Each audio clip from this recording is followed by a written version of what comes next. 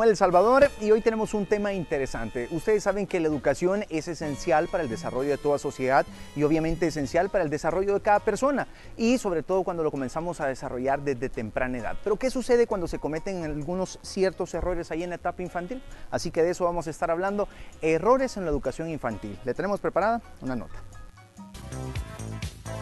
Cuando eres padre, no solo has de entender y querer a tus hijos, sino educarles para que sean buenas personas y lleguen a la vida adulta por el mejor camino posible. Esto no es una tarea fácil en absoluto, pero con mucho esfuerzo y constancia se puede lograr, incluso con los niños más rebeldes. Lo cierto es que los padres en ocasiones cometen errores en la educación de sus hijos, como los siguientes. Esperar de ellos una actitud pasiva. Es uno de los grandes errores que, según expertos infantiles, cometen los progenitores. A menudo, ante situaciones de tensión o conflicto, los padres se limitan a reprender y castigar a los hijos. Esto no es malo en sí, sencillamente hay que completarlo con un diálogo posterior en el que el padre e hijo lleguen a un pacto. Darles siempre la razón cuando tengan problemas. Una actitud muy común de los progenitores cuando sus niños están en problemas es darle la razón. Aún sabiendo que ellos son los causantes de los conflictos, los padres miman a los niños y tienden a darle la razón en todo. Esto resulta contraproducente, pues el hijo entenderá a creer que los padres siempre van a estar ahí para sacarle de apuros, e incluso cuando se vaya haciendo mayor continuará dependiendo de ellos sin comenzar un proceso independiente de autonomía. Dar información es mejor que brindar consejos. Hay que dejar claro que si un hijo pide consejos a sus padres en relación a algún tema, hay que brindárselo. Siempre es una garantía de confianza entre padres e hijos que existan conversaciones donde se intercambien percepciones y consejos. Pero por lo visto es mucho más útil dar información neutral sobre el tema, sin intentar condicionar el punto de vista del niño. Esto es explicable a niños de cierta edad, no bebés o niños pequeños que aún no puedan emitir juicios. No a los tabús. Un error muy recurrente es el afán de muchos padres en evitar y obviar ciertos temas, como es el caso del sexo. Hay que ser valientes y hablar sin tapujos. Los tabús, según los expertos, solo confunden más al pequeño, ya que aunque en casa no se entere de nada, en su entorno y su vida diaria lo acabará haciendo y se sentirá engañado por sus padres, además de confuso. La educación se recibe eminentemente en el hogar y por ello es importante tener en cuenta que evitando errores de este tipo, nuestros niños serán todavía mejores personas.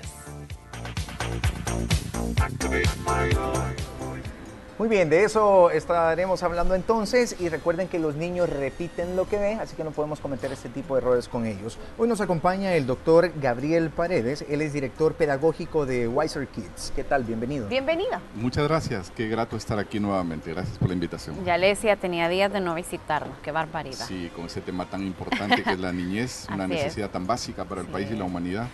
Creo que hay que visitarle. Es verdad, Henry decía algo importante, decía, bueno, al final los niños repiten lo que ven en casa, como dicen también, ¿verdad? Entonces depende mucho de nosotros, nuestro comportamiento, si queremos al final enseñarles cosas o modelarles cosas buenas a nuestros hijos. Entonces, ¿cómo trabajamos con ellos? Con la particularidad de que en los primeros años se forma el ser humano de manera profunda. Exacto. Y a largo plazo genera estructuras. Por lo tanto, o hacemos o dejamos de hacer algo que le va a afectar y le va a determinar el resto de su vida.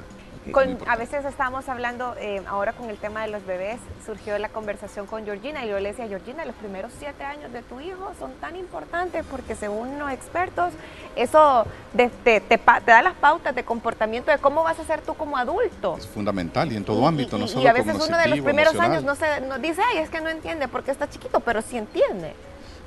Y el primer problema que plantearemos será ese, el tratar al niño como si fuera un ser humano en versión reducida, el tratarle más como niño, como lo que verdaderamente es un ser humano con toda su plena capacidad y potencial. Para entender un poco esto, es como si plantáramos un árbol de roble y al principio lo tratáramos como una florecita, digamos. En realidad un roble es de que es semilla.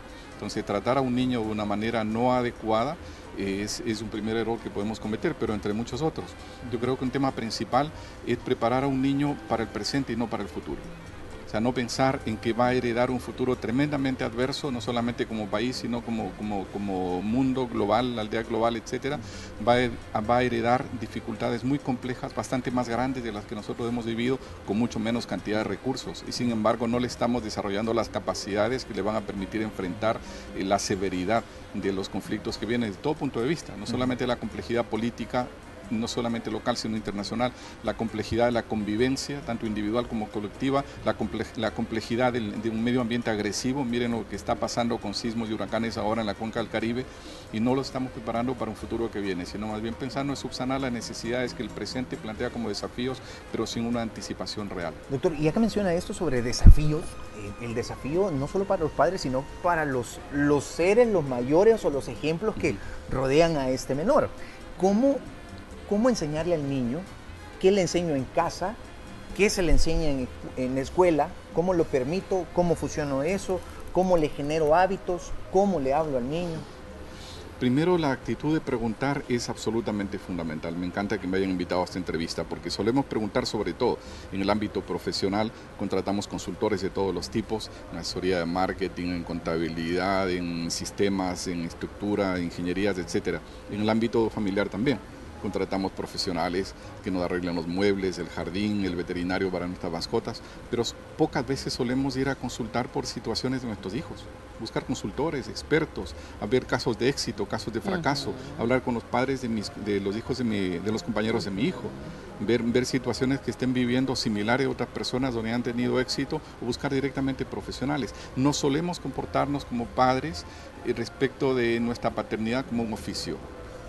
Normalmente nadie nos capacita para ser padres, no estamos preparados para ello. No traemos el manual debajo del brazo. No viene el manual. Pero podemos aprender. Absolutamente, es una responsabilidad fundamental. Todo ser humano debería prepararse para algo tan crítico, tan importante, tan valioso como la formación de nuestras nuevas generaciones.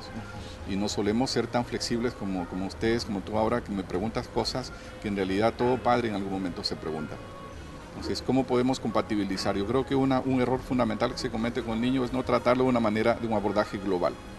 Debe tener un desarrollo emocional, tiene que cultivar la empatía, la capacidad de convivencia, tiene que contribuir a su propio autoconocimiento y autocontrol. El tema de la integridad es fundamental, como tiene también que desarrollar capacidades. Capacidad de cálculo mental, tiene capacidad de comprensión lectora, capacidad de concentración, tiene que desarrollar capacidades, un grupo de cosas. Los Estados Unidos se preguntaron en el año 2000 si nuestros jóvenes están preparados para tener éxito, tanto desde la perspectiva profesional como personal. Hicieron una investigación enorme con el 100% de la población de los Estados Unidos, muy grande, dando un estudio muy bonito del cual se desprendió un modelo de competencias que ha inspirado a casi todas las universidades, colegios y escuelas del mundo. Se llama el modelo STANS, es muy bonito.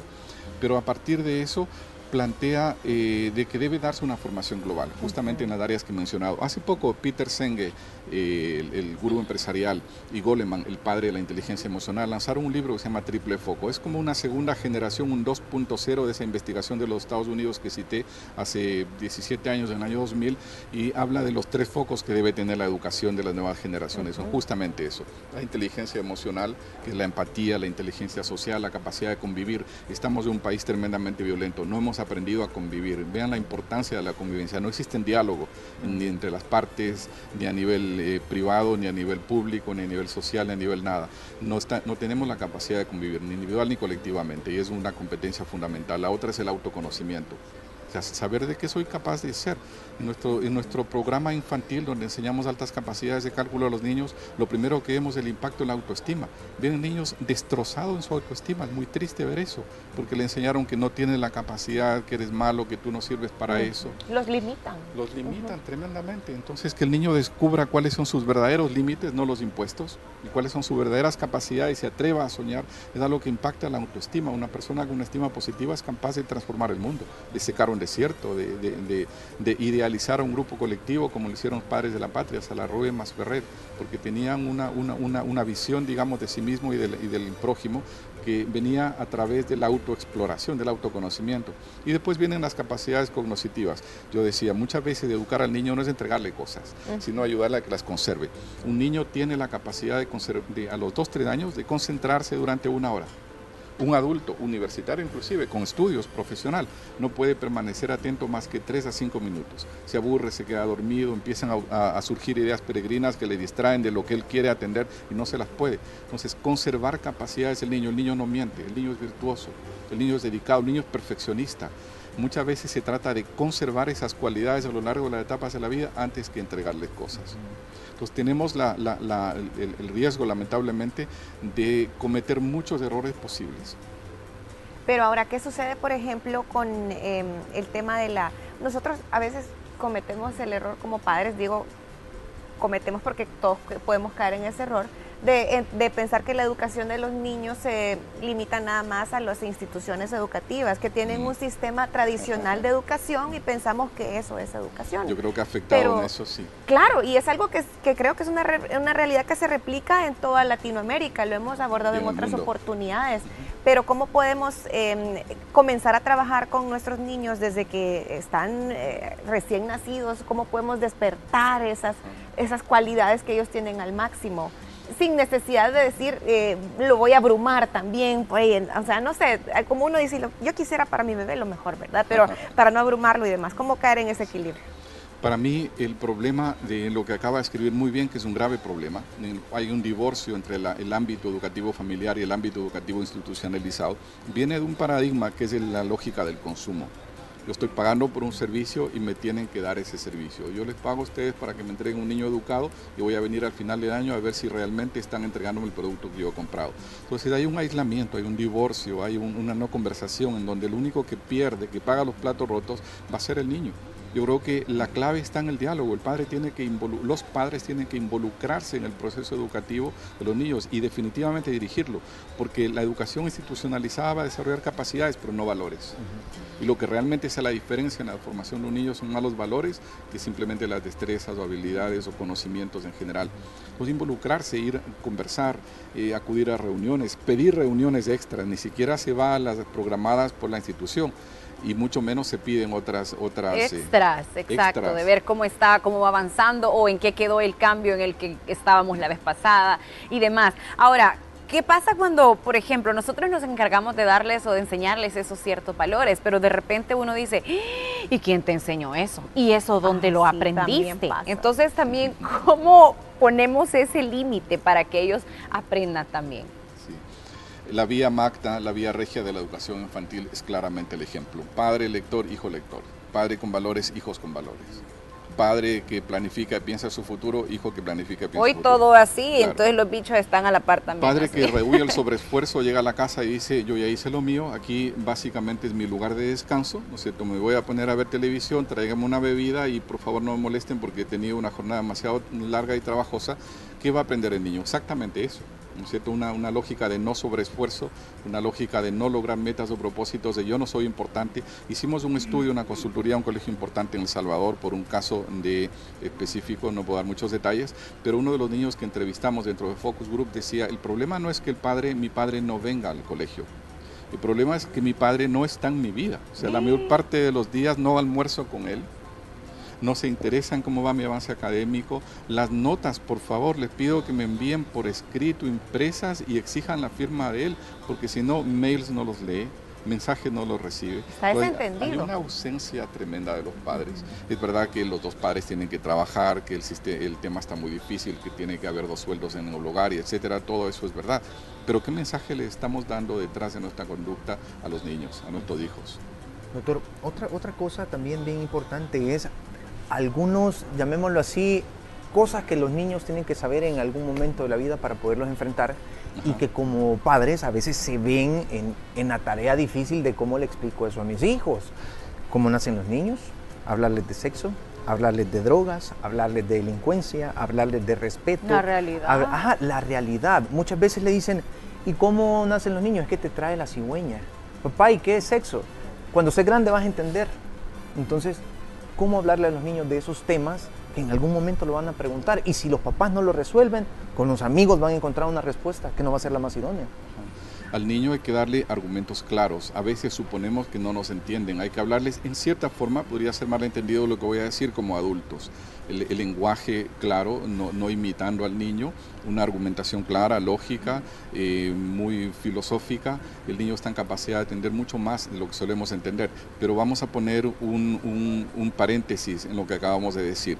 Cuando yo tengo una planta que la siembro y de pronto es un pequeño brote, un retoño, y yo digo, tengo que prepararle para el mundo. El mundo hay huracanes y hay sismos, entonces le remuevo la tierra todos los días y le echo guacales de cantidad de agua y le pongo un ventilador tremendo ahí porque esa es la realidad y tiene que adaptarse a la realidad. Esa planta va a crecer famélica, raquítica, enferma, si es que resiste o se va a morir. A esa plantita hay que ponerle una cúpula de cristal y protegerla, proteger la humedad, proteger los bichos, proteger las plagas y el viento, etcétera, para cuando sea un árbol grande y fuerte pueda soportar todos los vendavales. Igual con el niño, a veces decimos el mundo es así, tiene que él conocer el mundo y le mostramos cosas que son crudas. Una de las vías más peligrosas de invasión de la intimidad, de la psiquicidad del niño son los medios de comunicación, el internet, la televisión, la radio, los periódicos, etcétera, donde vienen cantidad de cosas no filtradas que van a distorsionar una psiquis infantil.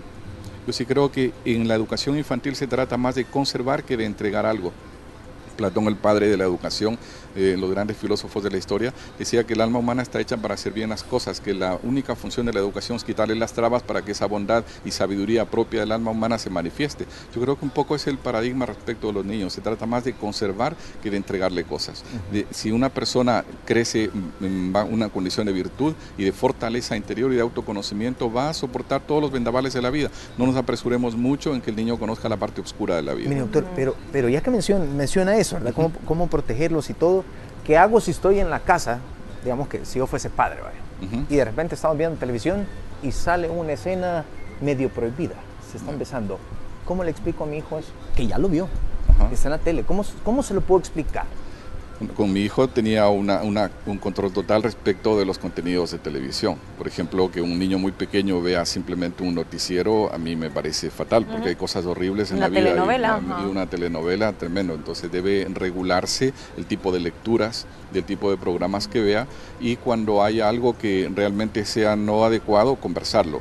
O sea, suspender la televisión y vamos a conversarlo y ver qué inquietudes te genera, en qué condición quedas, y voy a darte una explicación más completa de lo que estás viendo. Lo peor que podemos hacer es ignorar. Sí, porque pasa, si nosotros, cuidamos al igual que usted, que nuestros hijos no vean películas fuertes o telenovelas que no son para niños, pasa, pero si lamentablemente lo vio, si fuimos a la casa de alguien, estaban viendo una película o vamos en un centro comercial y ve la imagen, lo que siempre hacemos es guardar silencio y hacernos los locos. Tápese los ojos. Entonces obviamos el tema. ¿Qué sería lo mejor entonces? ¿Esperar a que el niño nos pregunte o adelantarnos nosotros a decirle esto que acabas de ver es qué? ¿Es contenido no para niños? Porque si no, ¿Es bueno, es malo? Porque también no puede decir uno es bueno o malo porque es como decir etiqueta, ¿verdad? O sea, ¿cómo podemos, con qué palabras? En una ocasión le preguntaron a Bill Gates, ¿qué pasa? ¿Usted deja a sus hijos acceso libre al internet? Bill Gates. Y dijo, miren, yo he creado la tecnología para poner toda la información a disposición de todos los seres humanos en el mundo. Así que no puedo ir en contra de lo que he propuesto públicamente, a lo que he dedicado mi vida. Dice, mis hijos tienen acceso a internet, pero yo sé lo que ellos están viendo, sé cuáles son sus intereses y mantengo un diálogo permanente con ellos. Me pareció una respuesta coherente. Yo creo que el diálogo debe ser proactivo, porque el niño muchas veces solo siente una emocionalidad que no la entiende y no sabe expresarla. Entonces espero a que él formule sus inquietudes. Yo creo que estoy perdiendo oportunidades, inclusive generando riesgos importantes por dejar esas áreas de emocionalidad fuertes. Hay cosas muy fuertes que todos sabemos que existen en la vida. ¿Y cómo lo puede asumir un niño? Tiene angustias tremendas y un niño crece con muchas angustias respecto de la vida, la seguridad, el futuro. Y ellos manifiestan, hablando de eso, ellos manifiestan señales porque si no lo exteriorizan de una sola vez sobre cuáles son sus miedos, somatizan. ¿Tienen alguna señal o que algo nos puede indicar, quizás mi hijo está atravesando por este tipo de miedos? Todos los síntomas de la angustia y de la ansiedad, para empezar cambios en el apetito, en el sueño, conductas extrañas, palabras no comprendidas, actitudes de violencia, irritabilidad o depresión. La somatización es muy fácil, los niños somatizan muy fácil y a veces un dolor de barriga se debe más a una angustia que a algo que haya ingerido. Doctor, ¿cómo puedo motivar a un niño en la vida? Y le digo esto porque una vez tuve la oportunidad de de ser testigo de lo que pasó en una charla ahí con unos niños y decían, ¿y vos qué querés ser cuando seas grande? Yo quiero ser narco, le digo. ¿Qué pasó? Lo que pasa es que estaba tan contaminado con lo que estaba viendo en la tele o con su familia o lo que estaba. Claro. Pero ya haciendo un sondeo en nuestro país, en realidad las metas de los niños se han venido acortando. O sea, hoy ya no dicen quiero ser profesional, quiero ser eso, quiero ser lo otro. O sea, hoy están cada vez más abajo. ¿Cómo motivo a mi hijo para que pueda salir adelante, para que busque un sueño, para que trate de mejorar la calidad de persona que puede llegar a ser o incluso mejorar la condición de vida de su familia? Sí, los nuevos héroes. Trabajamos en Wiser Kids continuamente con la motivación, porque tenemos muchos niños y la motivación es un tema de fondo. Yo creo que lo que motiva en el fondo al niño son dos cosas. Uno, los desafíos. El niño quiere crecer.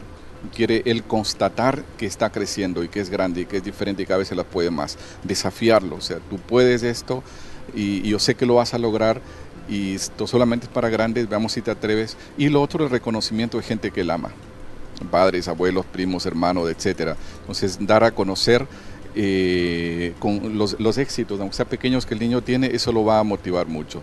Pero creo que detrás de esa pregunta de qué podemos hacer por los niños, creo que primero respetar sus edades.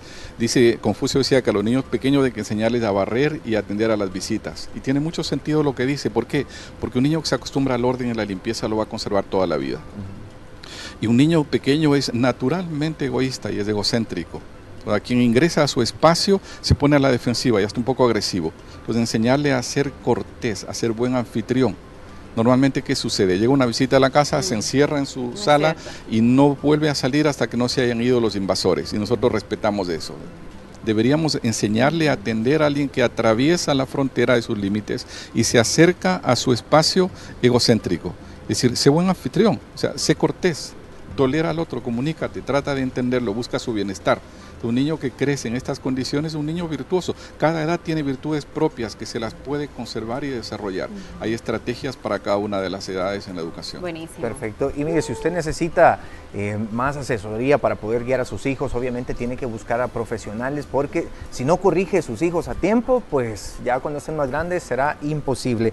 Doctor, muchísimas gracias por habernos acompañado. Si ustedes quieren contactarse con él, lo puede hacer al 7919-9214 a través de Facebook. Los encuentra como Wiser Kids y ahí están apareciendo en pantalla para que lo pueda tomar nota. Doctor, muchas gracias. Gracias por su tiempo. Feliz fin de semana. Gracias. Encantado. Continuamos con El Salvador. Recuerde el meme. ¿A quién le va? ¿A Carlos Artiga o Edwin Hidalgo? Métase a la fanpage de El Salvador. Si ya nos tiene, compártalo. Si no, dele like. Continuamos.